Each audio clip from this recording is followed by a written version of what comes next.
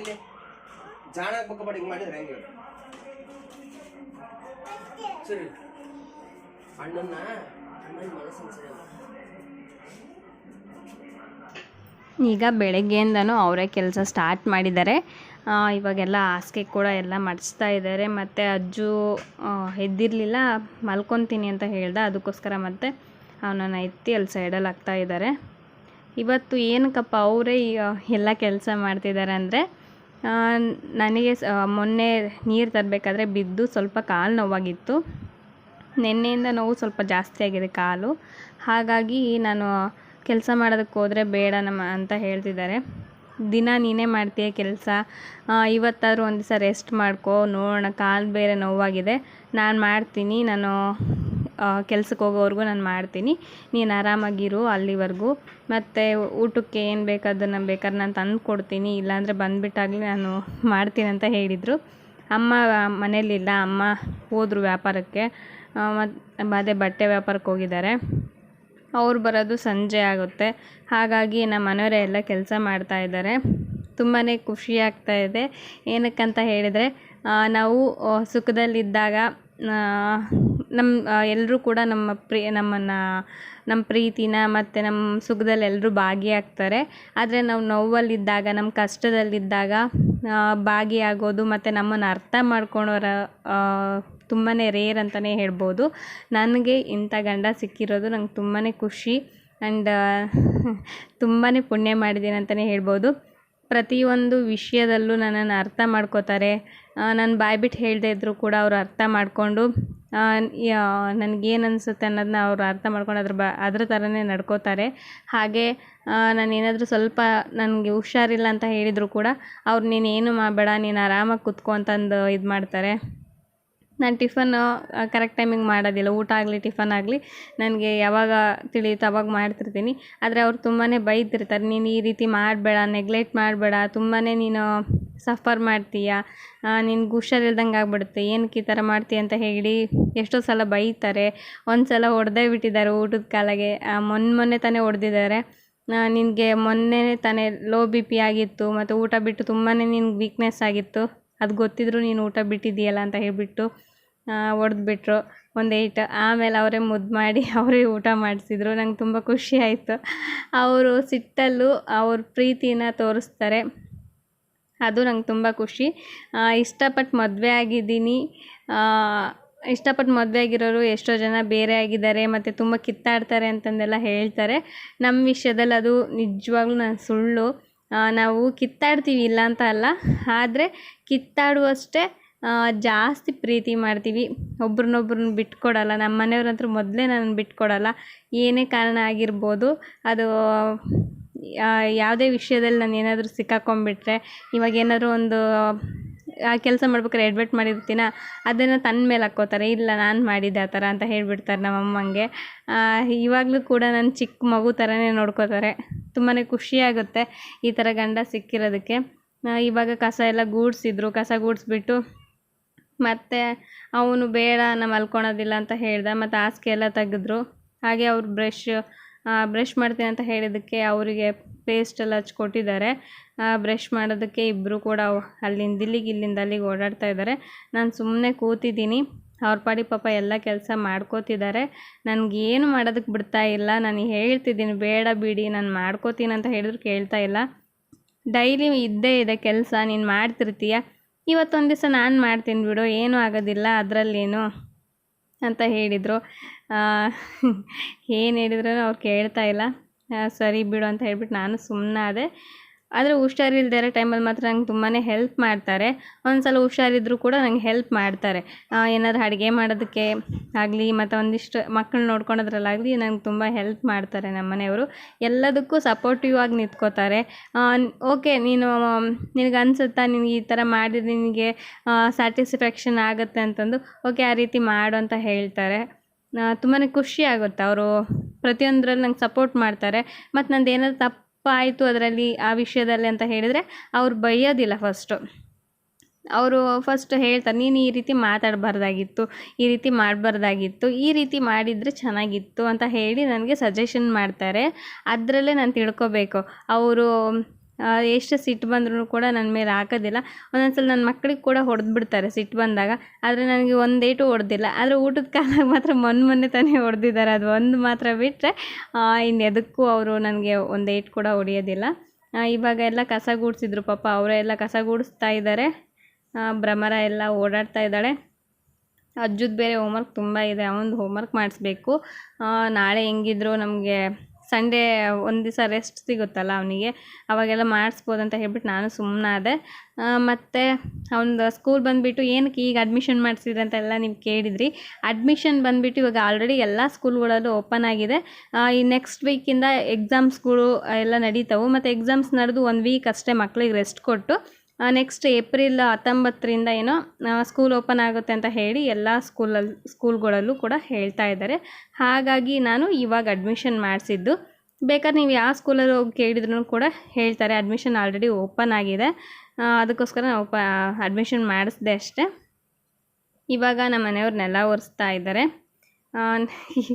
ಏನು ಹೇಳ್ಬೇಕಂತ ಅರ್ಥ ಆಗ್ತಾಯಿಲ್ಲ. ಪಾಪ ಎಲ್ಲ ಕೆಲಸ ಮಾಡ್ಕೋತಿದ್ದಾರಲ್ಲ ಅನ್ನೋದೊಂದು ಹೊಟ್ಟೆ ಉರಿತಿದೆ. ಪಾಪ ಎಲ್ಲ ಮಾಡ್ಕೋತಿದ್ದಾರೆ, ಕೆಲ್ಸಕ್ಕೆ ಬೇರೆ ಹೋಗಬೇಕು, ಆದರೂ ಎಲ್ಲ ಮಾಡಕತ್ತಿದ್ದಾರೆ ಅವರೇ ಅಷ್ಟೇ.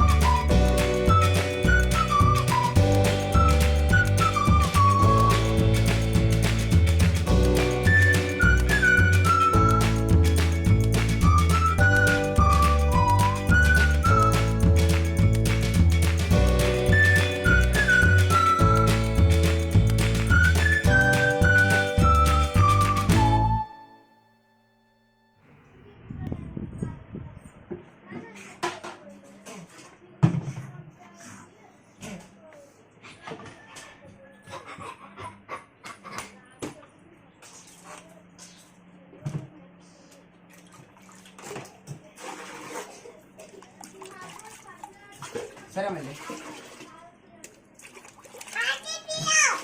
ಮಾಡಿಸ್ತೀನಿ ನಾನು.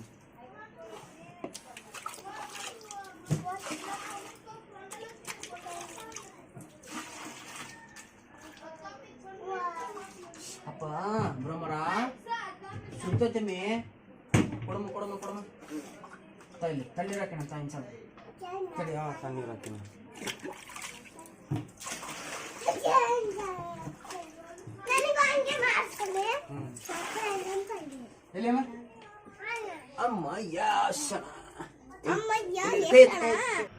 ಭ್ರಮರಂಗಿ ಈಗ ಸ್ನಾನ ಮಾಡಿಸ್ತಿದ್ದಾರೆ ನಮ್ಮ ಮನೆಯವರೇನೆ. ಅವಳಿಗೆ ಅವ್ರ ಪಪ್ಪ ಸ್ನಾನ ಮಾಡಿಸೋದಂದರೆ ತುಂಬ ಖುಷಿ.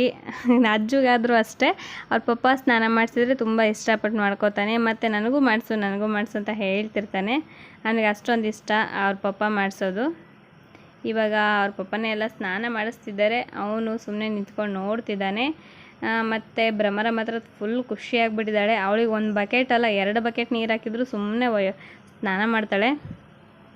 ಮತ್ತು ನಾನು ಮಾಡಿಸಿದ್ರು ಹಾಗೆ ಮಾಡ್ತಿರ್ತಾಳೆ. ಆದರೆ ಅವ್ರ ಪಪ್ಪ ಮಾಡಿಸಿದ್ರೆ ಮಾತ್ರ ತುಂಬ ಖುಷಿ ಪಡ್ತಾಳೆ. ಅದು ಹೇಗೋ ಗೊತ್ತಿಲ್ಲ, ಬಟ್ ಅವ್ರ ಪಪ್ಪ ಅಂದರೆ ಅವ್ಳಿಗೆ ತುಂಬಾ ಇಷ್ಟ. ಪ್ರತಿಯೊಂದು ವಿಷಯಕ್ಕೂ ಅವ್ರ ಪಪ್ಪನೇ ಜಾಸ್ತಿ ಅವಳು ಎಲ್ಲ ಇದು ಮಾಡೋದು. ನನ್ನನ್ನು ಒಂದೊಂದ್ಸಲ ಆಶಾ ಅಂತ ಕರೀತಾಳೆ. ಆಶಾ ಅಂತಂದು ಅವತ್ತು ವೀಡಿಯೋದಲ್ಲಿ ಇದು ಮಾಡ್ಕೊಂಡ್ರಿ, ನಿಮ್ಮ ಮಗ ಏನೋ ಕರೆದ್ನಲ್ಲ ಅಂತ ಹೇಳಿಬಿಟ್ಟು. ಆ್ಯಕ್ಚುಲಿ ಬಂದುಬಿಟ್ಟು ನಂದು ನೇಮ್ ಬಂದುಬಿಟ್ಟು ಆಶಾ ಅಂತ. ಆದರೆ ನನ್ನ ಮದುವೆ ಆದಮೇಲೆ ನನ್ನ ಗಂಡನ ಮನೆಯಲ್ಲಿ ಅಶ್ವಿನಿ ಅಂತ ಚೇಂಜ್ ಮಾಡಿಸಿದ್ರು. ಅದಾದಮೇಲೆ ನಾನು ಪ್ರತಿಯೊಂದು ಸರ್ಟಿಫಿಕೇಟ್ಸ್ ಮತ್ತಾಗಿರ್ಬೋದು, ಮತ್ತು bank accounts details, I D card, Aadhaar card ಪ್ರತಿಯೊಂದರಲ್ಲೂ ನಾನು ಅಶ್ವಿನಿ ಅಂತಲೇ ಮಾಡಿಸಿದ್ದೀನಿ. ಹಾಗಾಗಿ ಇವಾಗ ನಮ್ಮ ಮನೇಲಿ ಎಲ್ಲರೂ ಅಶ್ವಿನಿ ಅಂತ ಕರೀತಾರೆ. ಆದರೆ ನಮ್ಮಮ್ಮ ಮಾತ್ರ ಆಶಾ ಅಂತಲೇ ಕರೆಯೋದು. ಯಾರು ಕೂಡ ತಪ್ಪಾಗಿ ತಿಳ್ಕೊಬೇಡಿ, ಓಕೆನಾ. ಇವಾಗ ಅಜ್ಜುಗೂ ಸ್ನಾನ ಮಾಡಿಸ್ಬೇಕು. ಬ್ರಹ್ಮನ ಸ್ನಾನ ಆಯಿತು, ಬಟ್ ಅವಳು ಬಿಡ್ತಾನೆ ಇಲ್ಲ. ನನಗೆ ನೀರು ಹಾಕು ಅಂತ ಹೇಳಿಬಿಟ್ಟು ಹಾಕ್ಸ್ಕೊತಾ ಇದ್ದಾಳೆ. ಇವಾಗ ಅವಳು ಸ್ನಾನ ಆಯಿತು. ಅಜ್ಜು ಹೋಗಿ ಬಚ್ಚಲಲ್ಲಿ ಕೂತಿದ್ದಾನೆ ಸ್ನಾನ ಮಾಡಿಸು ಅಂತ ಹೇಳಿ. ಬ್ರಹ್ಮರಂಗೆ ರೆಡಿ ಮಾಡಿಬಿಟ್ಟು ಬಂದು ನಿಂಗೆ ಸ್ನಾನ ಮಾಡಿಸ್ತೀನಿ ಅಂತ ಹೇಳಿದರು. ಎಲ್ಲ ಸ್ನಾನದ ಕೆಲಸ, ಅವ್ರಿಗೆ ರೆಡಿ ಮಾಡೋ ಕೆಲಸ ಪ್ರತಿಯೊಂದು ಇವತ್ತು ನಮ್ಮ ಮನೆಯವ್ರದ್ದೇ ಆಗಿದೆ. ಪಾಪ ಎಷ್ಟೊಂದು ಕಾಡಿಸ್ತಿದ್ದಾರೆ, ಆದರೂ ಕೂಡ ಅವ್ರನ್ನ ಸುಧಾರಿಸ್ಕೋತಾ ಎಲ್ಲ ಮಾಡ್ಕೋತಿದ್ದಾರೆ. ಮತ್ತು ಭ್ರಮರನ್ ಗೊತ್ತಲ್ಲ ನಿಮಗೆ, ಅವಳು ಎಷ್ಟು ತರಲೆ ಮಾಡ್ತಾಳೆ ಅಂತ ಹೇಳಿ. ಸ್ನಾನ ಮಾಡಿದ ಮೇಲೆ ಅವಳಿಗೆ ರೆಡಿ ಮಾಡೋದು ಒಂದು ತುಂಬ ದೊಡ್ಡ ತಲೆನೋವು ಅಂತಲೇ ಹೇಳ್ಬೋದು. ಅವಳು ಬೇಗ ರೆಡಿ ಆಗೋದಿಲ್ಲ, ಮತ್ತು ಪೌಡ್ರ್ ಹಚ್ಬೇಡ, ಕ್ರೀಮ್ ಹಚ್ಬೇಡ ಅಂತಂದೆಲ್ಲ ಇದು ಮಾಡ್ತಿರ್ತಾಳೆ. ಪೂಸಿ ಹೊಡೆದು ಅವಳಿಗೆಲ್ಲ ರೆಡಿ ಮಾಡಬೇಕು. ಕೊನೆಗೂ ರೆಡಿ ಆದಳು. ಇಲ್ಲಿ ಅಜ್ಜುಗೆ ಸ್ನಾನ ಮಾಡಿಸೋದಕ್ಕೆ ನಮ್ಮ ಮನೆಯವ್ರು ನೀರು ತೊಗೊಂಬಂದರು. ನೀರು ತಂದುಬಿಟ್ಟು ಅವ್ರಿಗೆ ಸ್ನಾನ ಮಾಡಿಸ್ತಾ ಇದ್ದಾರೆ. ಅಜ್ಜುಗೆ ಸ್ವಲ್ಪ ಶೀತ ಆಗಿತ್ತು ಅಂತ ಹೇಳ್ಬಿಟ್ಟು ನೆನ್ನೆ ಸ್ನಾನ ಮಾಡಿಸಿರ್ಲಿಲ್ಲ. ತುಂಬ ಶೀತ ಆಗಿಬಿಟ್ಟಿತ್ತು ಅವನಿಗೆ. ಶೀತ ಆಗಿಬಿಟ್ಟು ಕಣ್ಣಲ್ಲೆಲ್ಲ ನೀರು ಇಳಿತಿತ್ತು, ಅಷ್ಟು ಶೀತ ಆಗಿಬಿಟ್ಟಿತ್ತು. ಆಮೇಲೆ ಹೋಗಿ ಇದು ಕಣ್ಣಿನ ಡ್ರಾಪ್ಸು ಅದೆಲ್ಲ ಡಾಕ್ಟ್ರ್ ಹತ್ರ ಬರ್ಸ್ಕೊಂಬಂದು, ಮತ್ತು ಶೀತ ಇಲ್ಲ ಜಾಸ್ತಿ ಆಗಿದೆ, ಅದಕ್ಕೋಸ್ಕರ ಆ ಥರ ಆಗಿದೆ ಅಷ್ಟೇ ಅಂತ ಹೇಳಿದರು. ಪರವಾಗಿಲ್ಲ ಸರ್, ಹೆಂಗಾದರೂ ಆಯಿತು, ಒಂದು ಡ್ರಾಪ್ ಬರ್ಕೊಡಿ ಅಂತ ಹೇಳಿಬಿಟ್ಟು ಡ್ರಾಪ್ ಬರ್ಸ್ಕೊಂಬಂದು ಮತ್ತು ಡ್ರಾಪ್ ಹಾಕಿದ್ವಿ. ಆವಾಗ ಪರವಾಗಿಲ್ಲ, ಸ್ವಲ್ಪ ಕಣ್ಣಲ್ಲಿ ನೀರು ಇಳಿಯೋದು ಕೂಡ ಕಡಿಮೆ ಆಯಿತು. ಅವನು ಕೂಡ ಮಲ್ಕೊಂಡಾಗೆಲ್ಲ ಸುಮ್ಮನೆ ನೀರು ಇಳೀತಿತ್ತು. ಅವನು ಎದ್ದು ಪಾಪ ಅಳ್ತಾ ಇದ್ದ, ನಂಗೆ ಕಣ್ಣಲ್ಲಿ ನೀರು ಇಳೀತಿದೆ ಅಂತ ಹೇಳಿಬಿಟ್ಟು. ತುಂಬ ಶೀತ ಆಗಿಬಿಟ್ಟಿತ್ತು ಅವನಿಗೆ. ಒಂಥರ ಬಿಸಿಲಲ್ಲಿ ಶೀತ ಜಾಸ್ತಿ ಆಗಿಬಿಡುತ್ತೆ, ಅದು ಹೀಟ್ ಆಗಿಬಿಟ್ಟು ಅವ್ನಿಗೆ ಶೀತ ಆಗುತ್ತೆ. ಹಾಗಾಗಿ ಅವನಿಗೆ ನಿನ್ನೆ ಸ್ನಾನ ಮಾಡಿಸಿರ್ಲಿಲ್ಲ, ಇವಾಗ ಸ್ನಾನ ಮಾಡಿಸಿದ್ರು ನಮ್ಮ ಮನೆಯವರು. ಇವಾಗ ಅವನಿಗೆ ರೆಡಿ ಮಾಡ್ತಾ ಇದ್ದಾರೆ. ಪಾಪ ಅವನು ಹೇಳಿದರೆ ಸ್ವಲ್ಪ ಕೇಳ್ತಾನೆ. ಆದರೆ ಭ್ರಮರ ಹಾಗಲ್ಲ, ಅವಳು ಹಠ. ಅವಳಿಗೆ ಏನು ಬೇಕೋ ಅದೇ ರೀತಿ ಮಾಡಬೇಕು. ಅವಳಿಗೆ ಆಟ ಆಡ್ಸ್ಕೋತಾನೆ ರೆಡಿ ಮಾಡಬೇಕು, ಇಲ್ಲಾಂದರೆ ಅವಳು ಬೇಗ ರೆಡಿ ಆಗೋದಿಲ್ಲ. ಅಜ್ಜು ಆದರೆ ಆ ಥರ ಮಾಡೋದಿಲ್ಲ. ಅವ್ನು ಚಿಕ್ಕ ವಯಸ್ಸಲ್ಲಿದ್ದಾಗಿಂದನೂ ಅಷ್ಟೇ, ನಾವು ಹೇಗೆ ಹೇಳ್ತೀವೋ ಅದೇ ರೀತಿಯೇ ಇರ್ತಾನೆ ಪಾಪ. ಒಂದು ಸ್ವಲ್ಪ ಅವನಿಗೆ ಗದ್ರಿದ್ರೆ ಓಕೆ, ನಾವು ಹೇಳ್ದಂಗೆ ಕೇಳ್ತಾನೆ, ಇಲ್ಲಾಂದರೆ ಸ್ವಲ್ಪ ತರಲೆ ಅವನು. ಬಟ್ ತುಂಬಾ ಒಳ್ಳೆ ಹುಡುಗ ಅಂತಲೇ ಹೇಳ್ಬೋದು. ನಮಗೇನಾದ್ರು ಒಂದು ಸ್ವಲ್ಪ ಹುಷಾರಿಲ್ಲ ಅಂದರೂ ತುಂಬಾ ಹಚ್ಕೊಂಡ್ಬಿಡ್ತಾನೆ, ತುಂಬ ಅಳ್ತಾನೆ. ನನಗೇನಾದರೂ ಆಯಿತು ಅಂದರೆ ಅವನು ತುಂಬ ತಡ್ಕೊಳೋದಿಲ್ಲ. ಬಂದುಬಿಟ್ಟು ಏನಾಯಿತು, ಏನಾಗಲ್ಲ ಬಿಡು, ಹಾಸ್ಪಿಟ್ಲಿಗೆ ಹೋಗೋಣ ಬಿಡು, ಹಾಗೆ ಹೀಗೆ ಅಂತ ಎಲ್ಲ ಹೇಳ್ತಿರ್ತಾನೆ. ಮತ್ತು ಕೂತಲ್ಲೇ ದಿಮ್ ತಂದು ಕೊಡೋದು, ನೀರು ತಂದು ಕೊಡೋದು, ಪ್ರತಿಯೊಂದು ಮಾಡ್ತಾನೆ. ಯಾವಾಗಲೂ ಅಮ್ಮ ಅಂತ ಕರೀದೇ ಇರೋನು, ಆ ಟೈಮಲ್ಲಿ ಮಾತ್ರ ಅಮ್ಮ ಸುಮ್ಮನಿರಮ್ಮ, ಏನೂ ಆಗಲ್ಲಮ್ಮ ಅಂತ ಹೇಳ್ತಾನೆ. ತುಂಬ ಒಂಥರ ಮನಸ್ಸಿಗೆ ಒಂಥರ ಏನೋ ಹೇಳ್ಕೊಳೋದಕ್ಕಾಗಲ್ಲ, ಅಷ್ಟು ಒಂಥರ ಒಂದು ಕಡೆ ನೋವಾಗುತ್ತೆ, ಒಂದು ಕಡೆ ಸಂತೋಷ ಆಗುತ್ತೆ ಅವ್ನ ಮಾತುಗಳ್ನ ಕೇಳಿಬಿಟ್ಟು. ಇವಾಗ ಅವನು ಕೂಡ ರೆಡಿ ಆದ. ನೋಡ್ತಿದ್ದೀರಲ್ಲ, ಅವ್ರ ಪಪ್ಪನ ಹತ್ರ ಇದ್ದರೆ ಅವರಿಬ್ಬರು ಕೂಡ ಆರಾಮಾಗಿರ್ತಾರೆ. ನನ್ನ ಹತ್ರ ಇದ್ದರೆ ಮಾತ್ರ ನನ್ನ ಉರಿಸ್ಕೊಂಡು ತಿಂದುಬಿಡ್ತಾರೆ, ಆ ಥರ ಇದ್ದಾರೆ ನನ್ನ ಮಕ್ಕಳು. ಇವಾಗ ಅವನು ಹೋಗ್ಬಿಟ್ಟು ದೇವ್ರ ನಮಸ್ಕಾರ ಮಾಡಿ ವಿಭೂತಿ ಹಚ್ಕೊತಾ ಇದ್ದಾನೆ.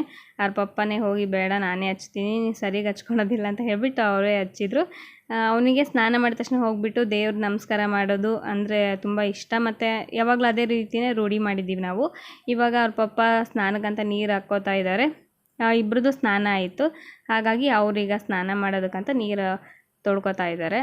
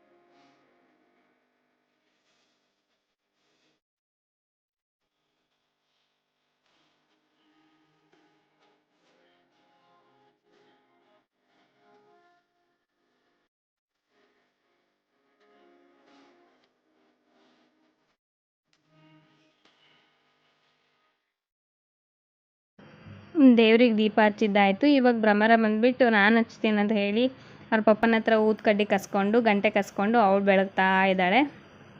ಅವಳಿಗೆ ಪೂಜೆ ಅಂದರೆ ತುಂಬ ಇಷ್ಟ. ಇವಾಗ ನೋಡ್ತಿದ್ರಲ್ಲ ಎಷ್ಟು ಸೈಲೆಂಟ್ ಇದು ಮಾಡ್ತಿದ್ದಾಳೆ. ಇವಾಗ ಗಂಟೆಯಲ್ಲಿ ಅವಳಿಗೆ ನೀರು ಹಾಕಿ ಕುಡಿಸ್ತೀವಿ. ಪೂಜೆ ಆದ ತಕ್ಷಣ ಎಲ್ಲ ದೀಪ ಹಚ್ಚಿದ ತಕ್ಷಣವೇ ದೇವ್ರ ನಮಸ್ಕಾರ ಮಾಡಿಬಿಟ್ಟು ಗಂಟೆಯಲ್ಲಿ ನೀರು ಹಾಕ್ಬಿಟ್ಟು ಅವಳಿಗೆ ಕುಡಿಸ್ತೀವಿ. ಈ ರೀತಿ ಕುಡಿಸೋದ್ರಿಂದ ಮಕ್ಕಳು ಸ್ವಲ್ಪ ಬೇಗನೆ ಮಾತಾಡ್ತಾರೆ ಅನ್ನೋದು ಅದು ನಿಜ. ನನ್ನ ಮಗನಿಗೆ ಮಾತ್ರ ಆ ಥರ ನಮ್ಮ ಮಗನಿಗೆ ನಮ್ಮ ಅಕ್ಕನ ಮಕ್ಕಳಿಗೆ ಎಲ್ರಿಗೂ ಇದೇ ರೀತಿ ಕುಡಿಸಿದ್ದೀವಿ. ಇವಳಿಗೂ ಅಷ್ಟೇ. ಅವಳಿಗೆ 2 ವರ್ಷ ಅಂದರೆ ಯಾರು ಕೂಡ ನಂಬೋದಿಲ್ಲ, ಅಷ್ಟು ಸ್ಪೀಡಾಗಿ ಮಾತಾಡ್ತಿರ್ತಾಳೆ, ಪಟ ಅಂತ ಮಾತಾಡ್ತಿರ್ತಾಳೆ. ಹಾಗಾಗಿ ಇದನ್ನು ನಾವು ಯಾವಾಗಲೂ ಡೈಲಿ ನಾವು ಪೂಜೆ ಮಾಡಿದಾಗೆಲ್ಲ ಕುಡಿಸ್ತಿರ್ತೀವಿ.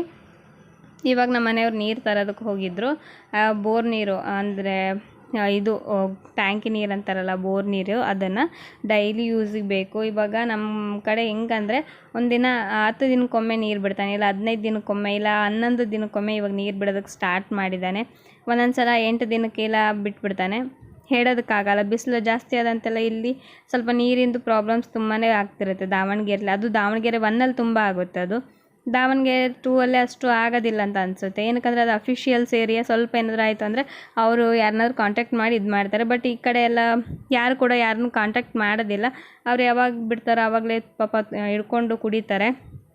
ನಾವಿರೋ ಏರಿಯಾ ಬೆಸ್ಟ್ ಅಂತಲೇ ಹೇಳ್ಬೋದು.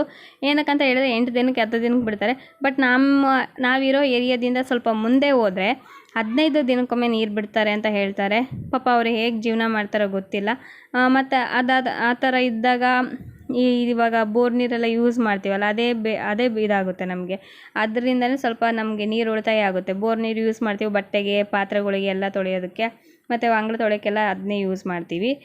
ಅದಕ್ಕೋಸ್ಕರ ಅದನ್ನ ತರಕ್ಕೆ ಹೋಗಿದ್ರು. ಇವಾಗ ತಿಂಡಿ ಮಾಡೋದಕ್ಕಂತ ರೆಡಿ ಮಾಡ್ತಾಯಿದ್ದಾರೆ ನಮ್ಮ ಮನೆಯವರೇ. ಮತ್ತು ಒಗ್ಗರಣೆಗೆ ಹಾಕ್ತಾಯಿದ್ದಾರೆ ಟೊಮೆಟೊ, ಈರುಳ್ಳಿ, ಮತ್ತು ಒಣಮೆಣ್ಸಿಕಾಯಿ, ಕಡಲೆಬೇಳೆ, ಉದ್ದಿನಬೇಳೆ, ಹಾಗೆ ಕರಿಬೇವಿನ ಸೊಪ್ಪು ಇದಿಷ್ಟನ್ನು ಹಾಕಿ ಒಗ್ಗರಣೆ ಮಾಡ್ತಾಯಿದ್ದಾರೆ. ಏನೋ ಟಿಫನ್ ಅವರು ಡಿಫ್ರೆಂಟಾಗಿ ರೆಡಿ ಮಾಡ್ತೀನಿ ಇವತ್ತು ಅಂತ ಹೇಳಿದರು. ಸರಿ ಆಯಿತು ಅಂತ ಹೇಳಿಬಿಟ್ಟು ನಾವೂ ವೆಯ್ಟ್ ಮಾಡ್ತಾ ಇದ್ದೀವಿ. ಅವರು ಟಿಫನ್ ರೆಡಿ ಮಾಡ್ತಾಯಿದ್ದಾರೆ. ಟಿಫನ್ ರೆಡಿ ಮಾಡಿ ನಮಗೆ ಟಿಫನ್ ಕೊಟ್ಬಿಟ್ಟು ಅವರು ಕೂಡ ತಿಂದು ಮತ್ತು ನಮಗೂ ಕೂಡ ತಿನ್ನಿಸ್ಬಿಟ್ಟು ನಮ್ಮ ಮಕ್ಕಳಿಗೆ ಕೂಡ ತಿನ್ನಿಸಿ ಅವರೀಗ ಹೋಗಬೇಕು ಕೆಲಸಕ್ಕೆ. ಆಲ್ರೆಡಿ ಟೈಮ್ ಆಗ್ತಾ ಬರ್ತಿದೆ. ಬಟ್ ಆದರೂ ಕೂಡ ನಾನೇ ಮಾಡ್ತೀನಿ ಅಂತ ಹೇಳ್ತಿದ್ದಾರೆ. ಏನು ಮಾಡೋದು, ಸರಿ ಆಯಿತು ನೀನೇ ಮಾಡಪ್ಪ ಅಂತ ಹೇಳ್ಬಿಟ್ಟು ನಾನು ಕೂಡ ಸುಮ್ಮನಾದೆ. ಇವಾಗ ಅವರೇ ಟಿಫನ್ ಎಲ್ಲ ರೆಡಿ ಮಾಡ್ತಾ ಇದ್ದಾರೆ.